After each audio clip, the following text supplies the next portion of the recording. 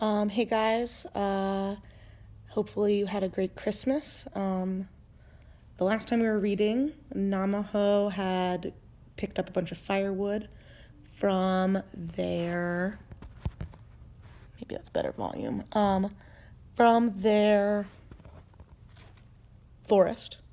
And we're going back, and we learned that Namaho does a lot of the physical labor while her cousin doesn't. And there was a scare with a cheetah. Okay. "Where have you been?" said Aunt Chippo, cross as Namo dumped the firewood onto the ground. "She probably fell asleep under a tree," Aunt Suvia said. Mastiva was cutting onions and tomatoes for relish. She looked up and smiled at Namo. "And it was very hot, Mia, and I dozed off myself a couple times." "The lazy thing was probably stuffing herself with wild fruit." Aunt Chippo scowled at the worms in the figs she was preparing. Namaho didn't say anything. She broke up the wood and began to feed the fire. Not far away, other women knelt by their outdoor hearths, preparing the evening meal, and the men, tired of fishing and farming and hunting, had gathered in the dare, the men's meeting place. Now and then laughter reached her in the cold evening breeze. Soon the air was full of comforting smells of food. Namaho mouth watered, but she didn't dare help herself to anything. First, the men must be fed, then grandmother, and then the small children. Aunt Suvai nursed her baby while busily shoveling porridge into the mouth of her two smallest sons. The older boys were at the dare with their father. Namaho fed Aunt Chippo's three smallest children. Masvista carried pots of beer to the dare, and Ruva, Masvista's little sister, carried back the empty pots. Ruva had just graduated from being hand-fed herself. She was finding it difficult to wait for dinner. Grandmother sat contentedly smoking her pipe as Aunt Chippo, Aunt Suvi, Mastavista, Ruva, and Namaho settled around the fire with bowls of their own. No one spoke. Eating was much too serious. They ate mealy porridge called sadza with tomatoes, onions, and chili sauce, boiled pumpkin leaves, and okra with peanut butter. Everyone had a piece of boiled fish with some of the water for gravy. It was a good full meal. The only thing wrong with it was the lack of salt. Salt had to be traded for from the sea coast far away, and they used it sparingly. Salt actually used to be used as currency because it was so rare and it made food taste good. So people would buy it a lot because they wanted their food to taste better. Kind of like spices. Spices and salt used to be used as currency. Where was I? "Oh, that was good," sighed Aunt Suvia, mopping up the last of her relish with a chunk of stiff porridge. Namaho fetched the men's bowls, and Aunt Chippo said lazily, "You can wash them outside." Namaho hurried off to perform this last chore. She bowed respectfully as she entered the dar.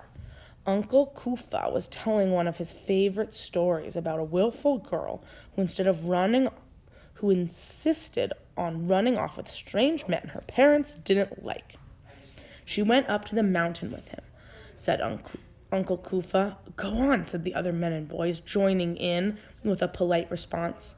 They knew the tale, but they looked forward to the ending. "Her husband walked too fast.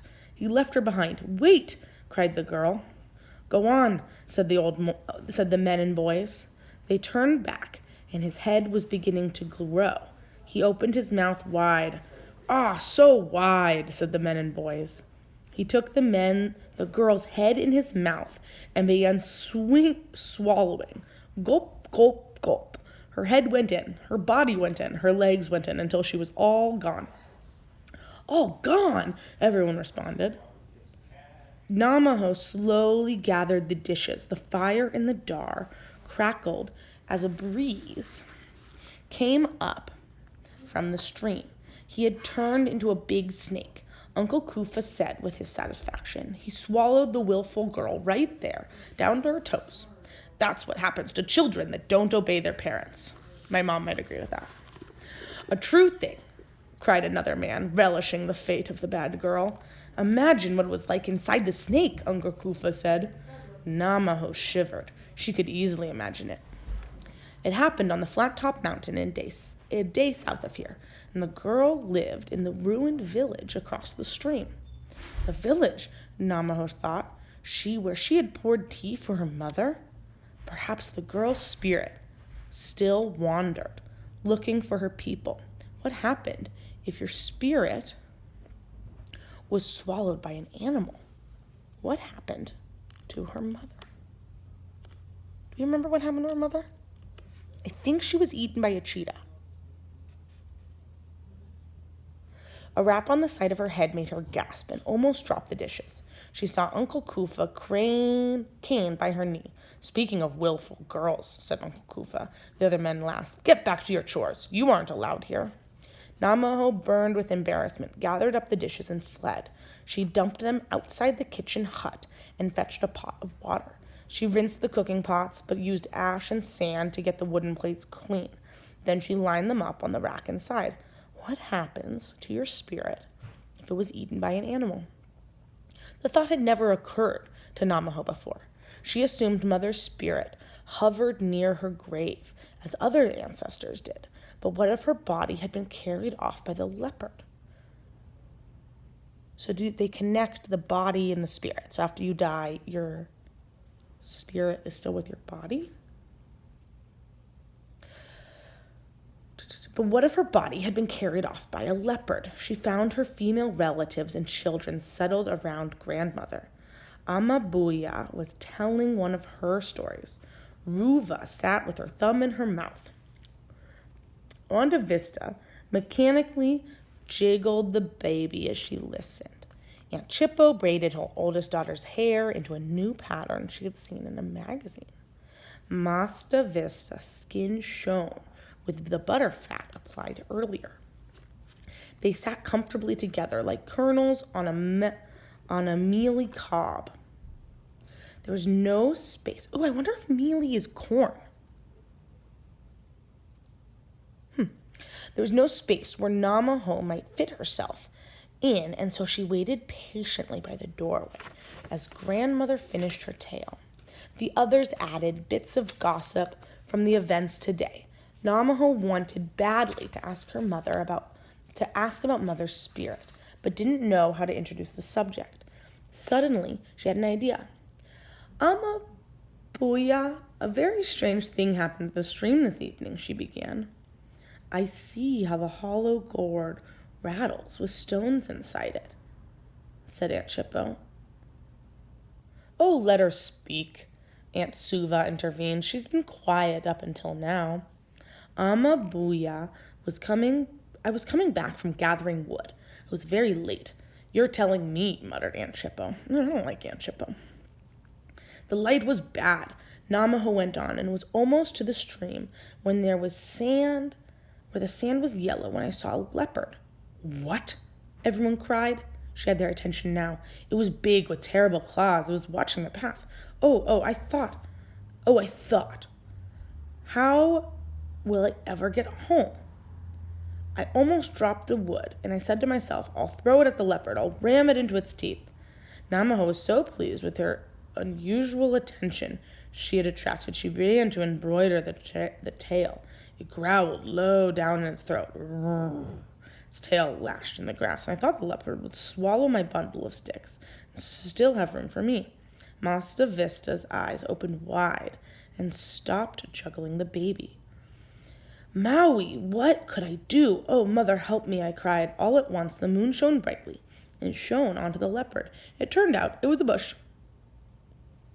It was a donkeyberry bush. I kicked it hard as I went by and came straight home.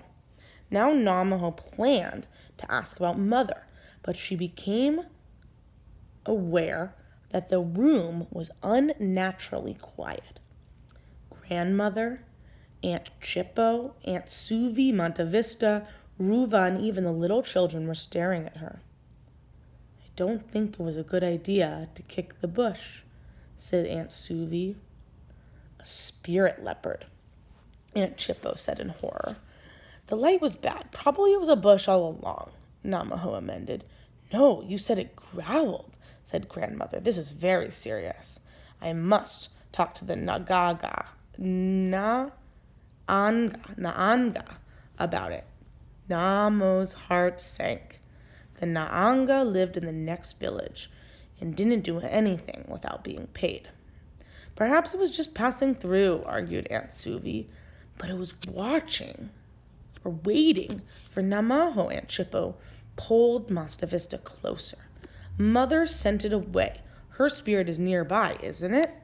Nahamo asked. "Well, of course, little pumpkin," Grandmother answered sadly. I mean, I don't know how you put it. Mother was eaten by a leopard, so her body...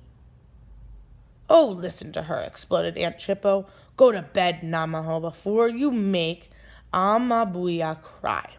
But Grandmother was already weeping silently. She beckoned for Namaho to sit beside her. Namaho tucked herself in between Aunt Suvi and Amabuya. She felt tremors of grief run through the old woman's body. "I should have explained before," Grandmother said after a few moments. "Little pumpkin, we found your mother's bones in the forest. She was a very small woman, and the leopard was able to drag her away. When she is carried off this way, we sacrifice a cow and lay it in the grave. This replaces the body so the spirit can return home." Namaho was awestruck. Cattle were extremely valuable. They were almost never killed. How much Amabuya must have loved Mother to do that. Tears began rolling down her face, too. "So you see, your mother was able to protect you from the spirit leopard." Namaho wanted her to make up the part of the story. Wanted to say she made up the part of the story about the gravel, but it was too late. Amabuya hugged her tightly. Namaho had almost never shown affection. She liked the feeling, so she didn't want Amabuya to stop. She often wondered why her aunts didn't like her, but probably had something to do with her father. No one ever talked about her father.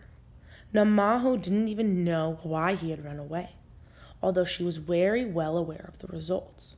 Mother had died because he hadn't been there to protect her.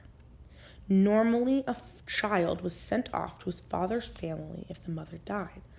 A child's totem, therefore, true kinship, comes from the male parent. Namaho had not been sent away. Sometimes she felt bad about this. Her real family would have welcomed her. The other times she thought she was content because to bask in Amabuya's affection. After all, Father's family might be as vicious as a pack of starving hyenas, and she had no way of telling. "Time for bed," said Aunt Suvi. Namaho, Monte Vista, Ruva rounded up the little girls and took them to the sleeping hut. The little boy was fetched by the older brothers. Namaho laid awake and tried to sort out her thoughts. Could she have been mistaken about the shadow by the stream? She was certain it was a trick of light, but everyone else took the appearance of the leopard seriously. It was almost, she thought, as she rolled a sleeping toddler back onto her own mat, as if they were expecting it to appear, as if they were expecting it to come looking for her. That's going to be it for today because I have to go have lunch with my mother. But we're on chapter 4. And I'll try to post a little bit more regularly now that Christmas is over. I will see you guys all back at school in almost a week. Who's excited? Kind of me. Also, I like sleeping in. Okay. See you later. Listen to your parents. Brush your teeth.